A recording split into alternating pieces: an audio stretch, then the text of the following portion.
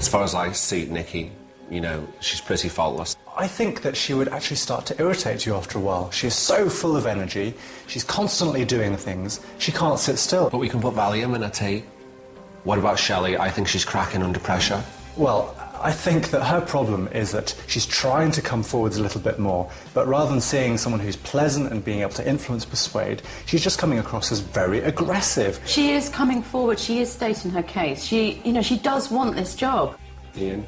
Ian, he thinks that he's learning, he believes that he's trying to assert himself, but even here in these eliminations, he doesn't defend himself. He looks like a puppy. We're leading him to the slaughter. That's because he's got such a sweet nature. He doesn't want to be aggressive. And he wanted you to have that goodie bag, and he paid for it himself. All the sex aids? Yeah. I have to say, that is real determination. He wants this so badly. He wants to change his life, turn everything around. But you don't get a job just because you bought me a bag full of dildos. Well, we're on to Damon, who's pulled himself through by his knicker elastic more often than I can bear to think about. He has, but then that shows great determination, don't you think? I'm sick of seeing him here in eliminations. You're talking about, you know, Deadwood. He just keeps irritating me, and every week he redeems himself somehow. OK, I've heard enough. I think I know who it's going to be.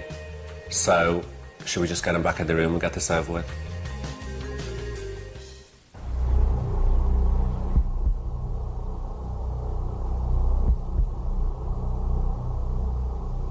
This is someone's CV, and that person's not going to be my PA, and they're going to have to leave the house immediately. Nikki, you're like an alligator. Once you get something between your teeth, you're not going to let it go. And I think that's kind of great, but sometimes you can be a bit of a bull in a china shop. Shelley, this week you've really come forward and started to assert yourself in a lot of good ways. You got stronger, you got bolder, but that thing in the shop, that was not so good. Ian, I think you really want this job. I really do. But I'm not sure that you can cope under the pressure. Damon, I keep picking on you, but I think that's because I really believe that you can do better.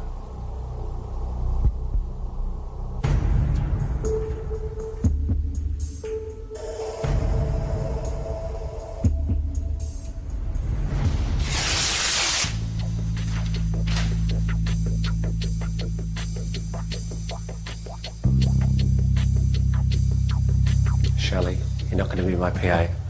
Can you please leave the house?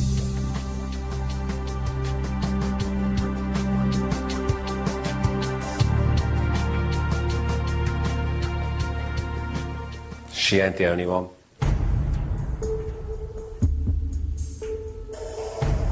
We're really getting down to the knuckle now. And in this competition, there's really no room left to carry Deadwood.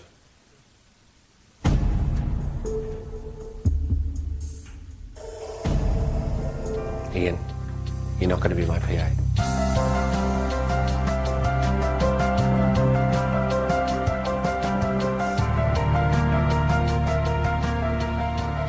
God, that's a little bit shocking. Really shocking. I know to do the job. Obviously wasn't meant to be.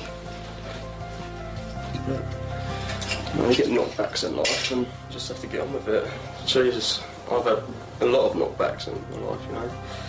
Not many people get to experience this type of thing, especially working with such a great guy like Pete, of course. Yeah. Back to proper reality, I suppose.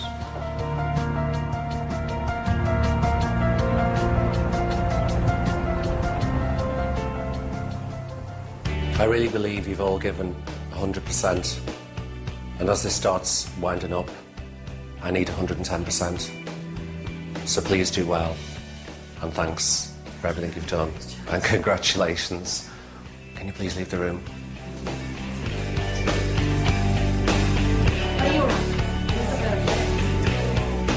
With Shelley and Ian eliminated, only 4 candidates remain.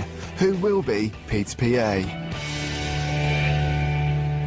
Next time on Pete's PA, the candidates learn to channel their aggression. Stop! You will get hurt. Natalie has a personal crisis. No, my lifestyle has made me obese, obviously. There's trouble at the cafe. I'm going to be rude again. Don't be rude to me Fuck again. off. I think you're horrible. That's enough! What? That's enough! And one candidate faces the chop. Every time I look up, you're back in this room,